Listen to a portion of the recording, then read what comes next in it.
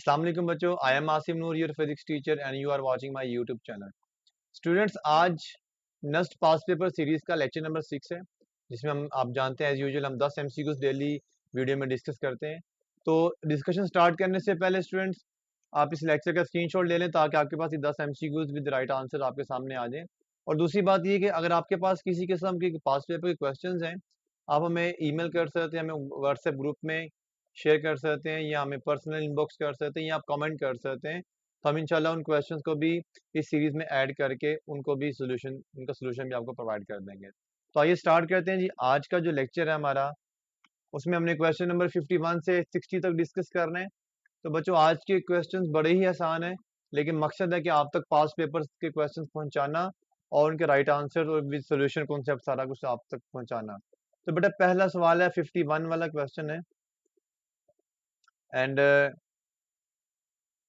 first question is, an electric motor is required to haul a cage of mass 400 kg up a mine shaft through a vertical height of 1200 meter in 2 minutes. What will be the electrical power required if the overall efficiency is 80%? Students, हमें power required कितनी है, यानी कि input power कितनी चाहिए।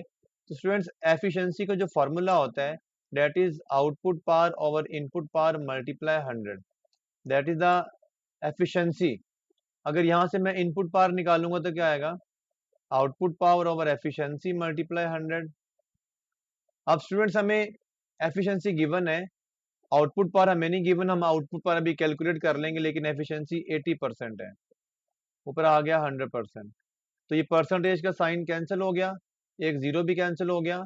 इसका मतलब है 10/8 पी नॉट, यानी कि इनपुट पावर जो होगी वो आउटपुट का 10/8, यानी कि इसको फर्दर सॉल्व करेंगे तो हम कर सकते हैं। चलिए हम पहले आउटपुट पावर निकाल लें। आउटपुट पावर स्टूडेंट्स निकालने के लिए आप रिलेशन जानते हैं, वर्क ओवर टाइम। और वर्क को लिखा जा सकता है mgh ओवर टाइम। ये आ गया mgh ओवर टाइम, लिख दिया। अब स्टूडेंट्स, मैस कितना है? Mass is 400। अब जी की वैल्यू 10 यूज करें ताकि आसानी से आपका आंसर आ जाए। 10 यूज करें। हाइट स्टूडेंट्स गिवन है 1200 मीटर, और स्टूडेंट्स टाइम गिवन है 2 मिनट्स। 2 मिनट्स का मतलब है 120 सेकेंड्स। मिनट को सेकंड में कन्वर्ट कर लें तो स्टूडेंट्स ये आंसर आ गया, जीरो कैंसिल हो गया, 10 बचेगा ये, और 10 मल्टीप्लाई 10 100। इसका आउटपुट पावर बन गई students 400 multiply 100, that is equal to 400, sorry 40,000 बन गई। ये आउटपुट पावर है। तो हमें पावर रिक्वायर्ड चाहिए, यानी कि कितनी इनपुट पावर उसको सप्लाई की जा रही है। तो उसके लिए हम क्या करेंगे? 10/8 पी नॉट है।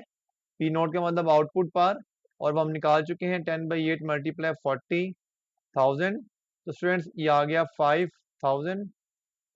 और यहाँ से आप 5,000 को जब 10 से मल्टीप्लाई करेंगे तो बनेगा 50,000। ठीक है जी। तो यहाँ से स्टूडेंट्स आंसर क्या बनता है? हम लिख सकते हैं 50 kilowatt. 50,000 mean 50 kilowatt. So इसका राइट आंसर बनता है 50 किलो वाट। अच्छा, गलती से अल्फा भी गलत है, और ये वाला जो 5 किलो वाट को गलत की, ये भी गलत है। ये मिस्टेकनली कीज गलत बन गई थी, लेकिन इसका जो राइट आंसर है वो देख लीजिएगा, 50 किलो वाट है। ठीक है स्टूडेंट्स। तो आपने अगर स्क्रीनशॉट लिया तो उस स्क्रीनशॉट में ये नोट कर लीजिएगा कि इसका आंसर जो है वो 50 किलो वाट है। स्टूडेंट्स, 52 वाला क्वेश्चन है। बाकी क्वेश्चन बड़े ही आसान है students. A couple produce. Student, सबसे पहले तो कपल क्या होता है, जैसा कि आप जानते हैं, मैं डिस्कशन के दौरान सिर्फ आंसर नहीं बताता बल्कि उसका पूरा कॉन्सेप्ट बताने की कोशिश करता हूं, ताकि उस तरह के सारे सवाल आपके हल हो जाए। स्टूडेंट्स, कपल कहते हैं ऐसी फोर्स को जो इक्वल हो। लेट्स सपोज बॉडी पे फोर्स एक अपवर्ड लग रही है और एक डाउनवर्ड लग रही है। Now these two forces are equal, acting on the same body, but their line of action are different. Such pair of forces is called couple. Two forces equal in magnitude, opposite direction, acting on the same body but at different line of action, then these forces are known as couple. Students, जो couple होता है वो कभी भी linear motion produce नहीं करता, it always produce pure rotational motion. यानी कि ये ऑब्जेक्ट यहाँ से अगर रॉड है, सेंटर से फिक्स कर देंगे तो ये ऐसे रोटेट करेगा, तो couple produce pure rotation motion. Question number 53 है, the unit of angular acceleration is. Students, angular acceleration का फॉर्मूला जो होता है, we know that delta omega over T, change in angular velocity over time. इसका unit बनेगा radian per second square. Very simple question, radian per second square. इसके बाद students question है, lecture को साथ साथ लाजमी नोट किया करें। 54 क्वेश्चन है, once the space shuttle is in orbit at a radius r from Earth center, what force does the seat exerts on the astronaut? Students, आप लोग एक बात जानते हैं कि जब कोई बॉडी फ्री फॉल होती है, कोई भी फ्रीली फॉल सिस्टम होता है, फ्रीली फॉल सिस्टम, तो सिस्टम के अंदर जितने भी सब्सटेंसेस या ऑब्जेक्ट्स होते हैं, हम कहते हैं वो वेटलेस हो गए हैं। वेटलेस होने का मतलब क्या होता है? उनका अपेरेंट वेट जीरो हो गया। अपेरेंट वेट यानी टी। इसको आपने अपना फर्स्ट ईयर का जो चैप्टर पढ़ा है रोटेशन मोशन वाला, सर्कुलर मोशन वाला, उसमें हमने केसेस डिस्कस किए हैं कि अगर बॉडी सिस्टम अपवर्ड मूव करे तो आपके अपेरेंट वेट का फॉर्मूला होता है mg प्लस ma। अगर आपका सिस्टम डाउनवर्ड एक्सेलरेट कर रहा है तो फॉर्मूला होता है t is equal to mg minus ma। और अगर फ्री फॉल होता है तो फ्री फॉल में आप a is equal to g कर देते हैं, जिसकी वजह से फॉर्मूला बनता है mg minus mg and that become zero. तो जो भी फ्रीली फॉल सिस्टम होगा उसके विद इन जितने भी ऑब्जेक्ट्स होंगे उनका अपेरेंट वेट जीरो होता है, रियल वेट जीरो नहीं होता है। अब बेटा जितने भी सैटेलाइट्स हैं वो उनका एक्सेलरेशन जी के इक्वल होता है, और जब किसी बॉडी का एक्सेलरेशन जी के इक्वल हो जाता है, that body is known as freely falling body. अब यहाँ पे स्पेस शटल जो है वो कहता है जी अर्थ के सेंटर की तरफ उसकी फोर्स एक्ट कर रही है, वो इस किस्म का फ्री फॉल होगा। इसका मतलब उस सैटेलाइट के अंदर जितने भी ऑब्जेक्ट्स हैं या अगर स्पेस शटल उसके अंदर जो एस्ट्रोनॉट्स हैं उनका अपेरेंट वेट क्या होगा? जीरो होगा। अब हमें ये कैसे पता चलेगा कि उसने अपेरेंट वेट के बारे में पूछा है कि रियल वेट के बारे में पूछा है? स्टूडेंट्स, अगर वो क्वेश्चन में ये कहे the gravitational pull on the object, तो स्टूडेंट्स ग्रेविटेशनल पुल जो होता है वो रियल वेट होती है, नहीं, जिसको हम कहते हैं W is equal to mg। ये होता है ग्रेविटेशनल पुल। लेकिन जब आप किसी सरफेस पे फर्ज कर ले, ये जो मार्कर है, सपोज करें पेन है, अपने हाथ पे रख देता हूं मैं लाइक दिस, ये मैं इसको ऐसे रख देता हूं मैं, तो इस वक्त ये नीचे गिरेगा क्योंकि इसका वेट डाउनवर्ड था, लेकिन मेरे हाथ ने इसको रोक लिया नीचे गिरने से। तो मेरे हाथ ने इसके ऊपर जो फोर्स लगाई है that is called apparent wait, और जो ये नीचे की तरफ फोर्स लग रही है इसके ऊपर ग्रेविटेशनल पुल। यानी इस ऑब्जेक्ट पे दो फोर्सेज एक्ट कर रही हैं, एक ग्रेविटेशनल पुल डाउनवर्ड और एक जो है इसका हाथ की जो रिएक्शन ऊपर की तरफ। तो जो हाथ इस पे फोर्स लगा रहा है दैट इज द टेंशन, और जिसे हम कहते हैं अपेरेंट वेट। अब स्टूडेंट यहाँ पर ही बात की गई है कि सीट ने, एस्ट्रोनॉट सीट पे बैठा हुआ है, तो सीट उसके ऊपर कितनी फोर्स लगाएगी, तो वो अपेरेंट वेट की बात कर रहे हैं, तो वो तो जीरो हो जाएगा।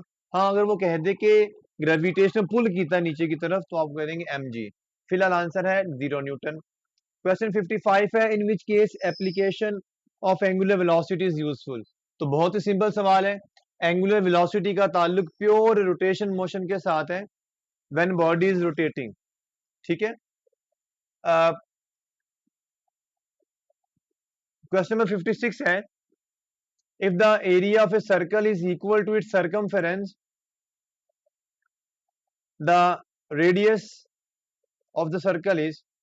स्टूडेंट्स, कहा जा रहा है कि area is equal to circumference. अब एरिया होता है पाई आर स्क्वायर, सर्कमफेरेंस होता है 2 पाई आर, तो पाई से पाई कैंसिल और एक आर से आर कैंसिल हो जाएगा, तो आर किसकी इक्वल आ गया students? 2। So 2 is the right option. Question 57 है, the rotational kinetic energy of disc.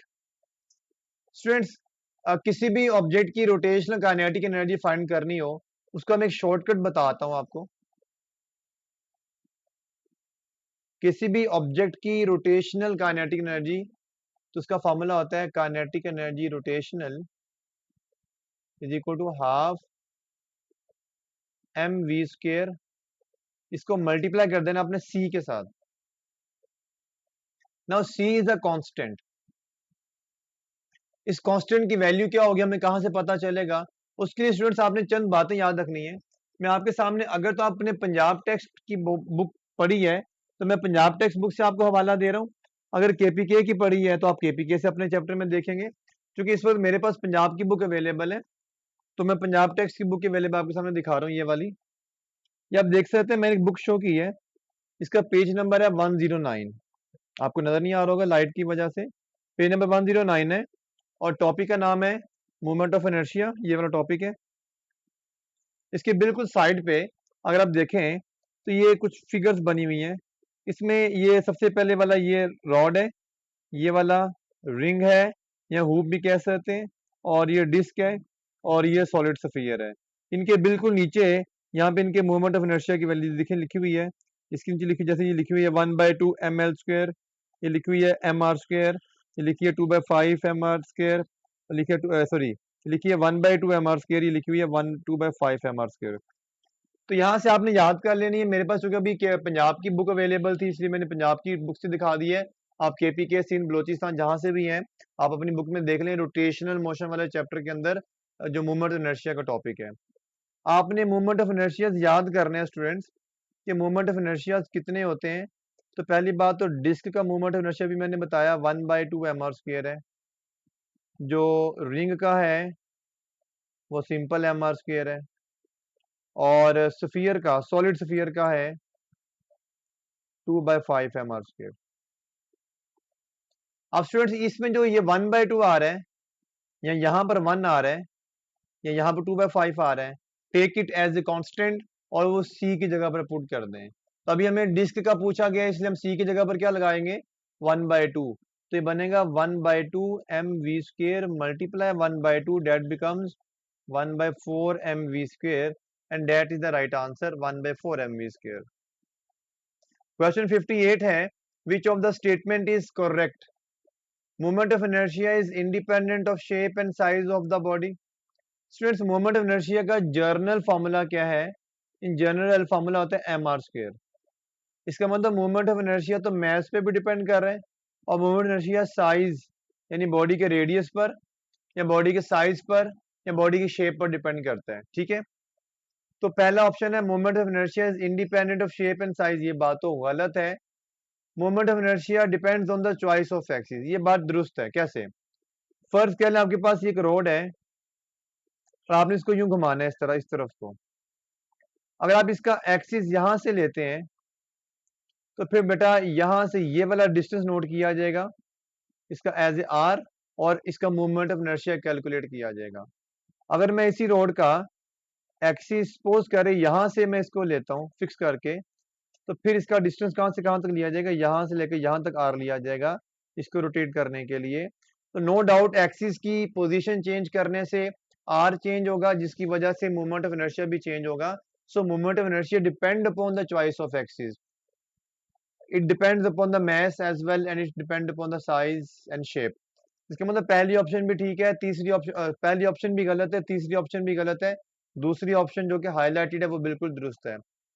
59 question है, a particle is moving in a vertical circle, the tension in the string when passing through two point positions at 30 degrees and 60 degrees from vertical position are T1 and T2 respectively then। अब student suppose कर ले हमारे पास ये एक vertical circle है। अच्छा, vertical circle का मतलब क्या है? अगर बॉडी यूं घूम रही है जैसे सीलिंग फैन होता है तो उसे कहते हैं हॉरिजॉन्टल सर्कल। अगर बॉडी यूं घूम रही है जैसे पेडिस्टल फैन की मोशन होती है, इसकी मोशन को बोलेंगे वर्टिकल सर्कल। आप स्टूडेंट्स, अगर आपके पास वर्टिकल सर्कल है, सपोज करें ये वर्टिकल सर्कल है, तो आप फर्ज कर लें ये आपके ने एक स्टोन बांधा हुआ है एक स्ट्रिंग के साथ।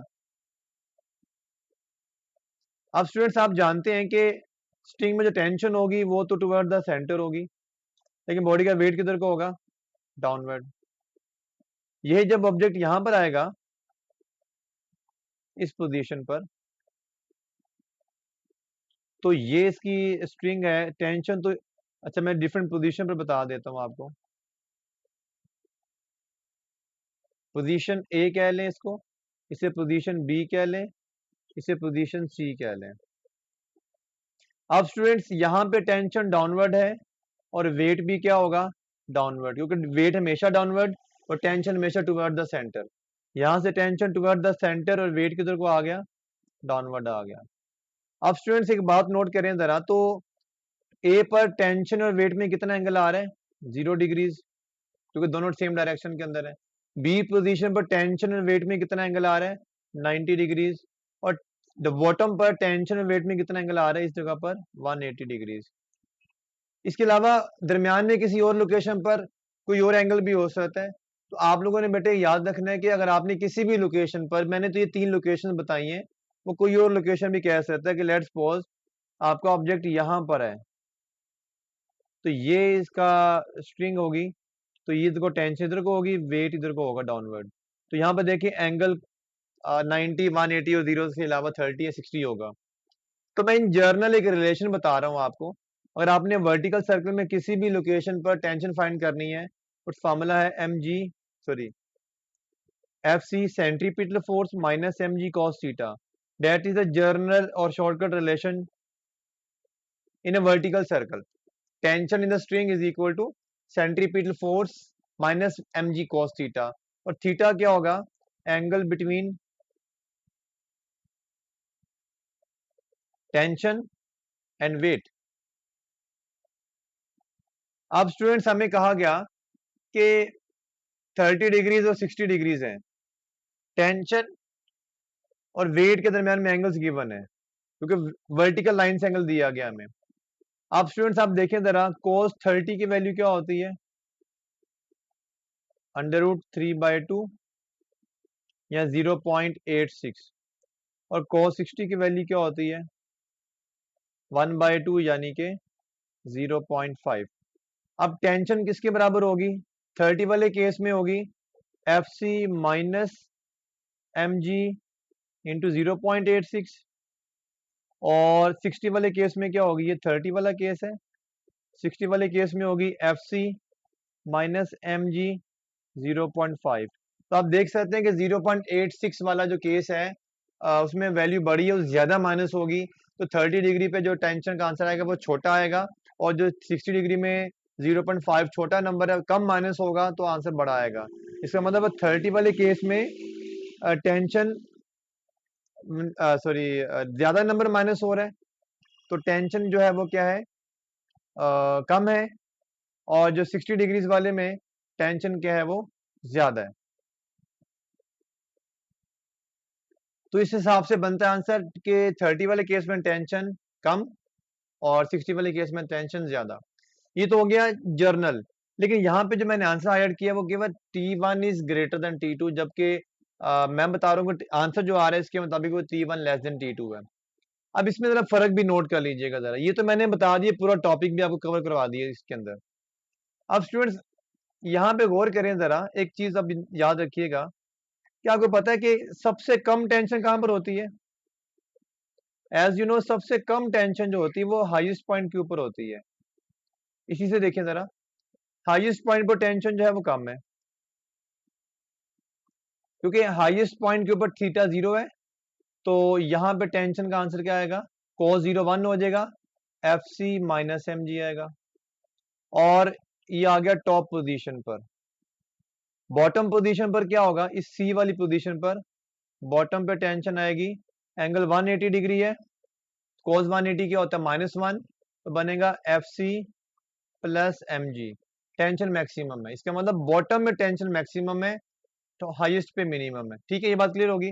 अब मैं क्वेश्चन के ऊपर आता हूँ कि क्वेश्चन का आंसर जो कि हमने पहली डिस्कशन के मुताबिक देखा वो तो T1 लेस देन T2 होना चाहिए, जबकि right answer T1 is greater than T2 है। अभी तक मैंने आपको टॉपिक थोड़ा समझाया है।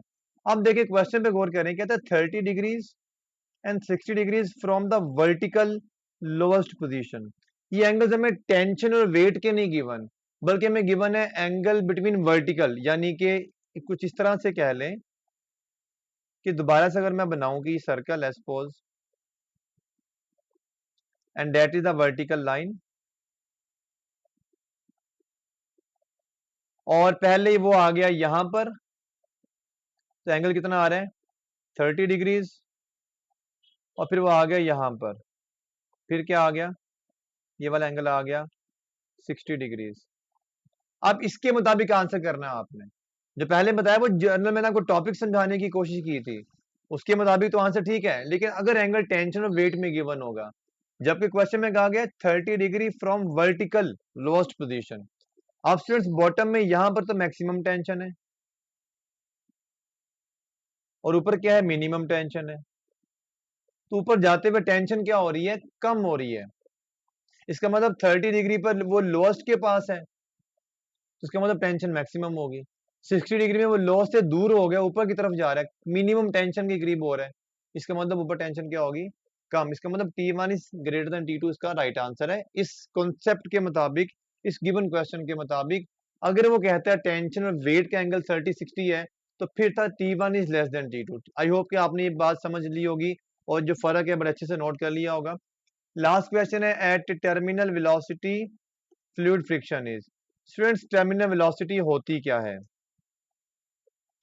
टर्मिनल वेलोसिटी होती है अगर आपके पास ऑब्जेक्ट है और वो एयर में से फॉल कर रहा है या किसी मीडियम में से फॉल कर रहा है, तो उस पर एक वेट वाली फोर्स लगती है mg, और एक ड्रैग फोर्स लगती है ऊपर की तरफ, एयर ड्रैग जिसे कहते हैं।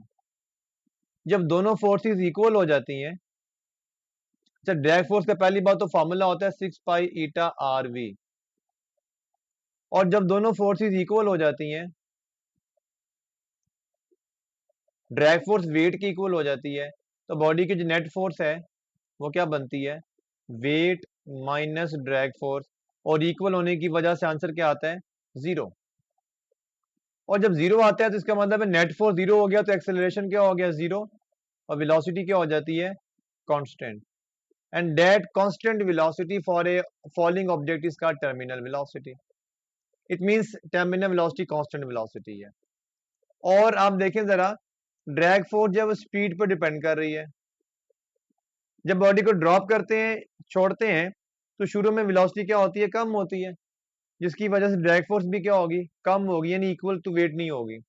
लेकिन Aahista Aahista body speed up होती है ग्रेविटी की वजह से, ग्रेविटी की ओवर पावर की वजह से वेलोसिटी बढ़ती जाती है, जिसकी वजह से ड्रैग फोर्स भी बढ़ती है। ड्रैग फोर्स बढ़ते बढ़ते बढ़ते बढ़ते वेट की इक्वल हो जाती है, जिससे ड्रैग फोर्स और वेट क्या हो जाते हैं, कैंसिल हो जाते हैं, और वेलोसिटी टर्मिनल हो जाती है। इसका मतलब ये हुआ, जब बॉडी टर्मिनल वेलोसिटी अचीव करती है, उस वक्त बॉडी की वेलोसिटी मैक्सिमम हो चुकी होती है, उससे मजीद वेलोसिटी बढ़ नहीं सकती, उस वक्त ड्रैग फोर्स मैक्सिमम होती है जो कि वेट की इक्वल होती है। उसका मतलब फ्लूइड फ्रिक्शन क्या होगी, इस वक्त मैक्सिमम होगी, और वो किसकी इक्वल होगी, वेट की इक्वल होगी। तो ये थे स्टूडेंट्स आज के 10 सवाल। अगर आपके भी कोई आपके पास कोई पास्ट पेपर के क्वेश्चंस हैं, आप हमें कमेंट बॉक्स में बताइए, इंशाल्लाह वो आने वाली वीडियोस में उनको मैं शामिल करके उनका डिटेल सोल्यूशन भी आपसे शेयर करूंगा। अपना ख्याल रखिएगा, अल्लाह हाफिज।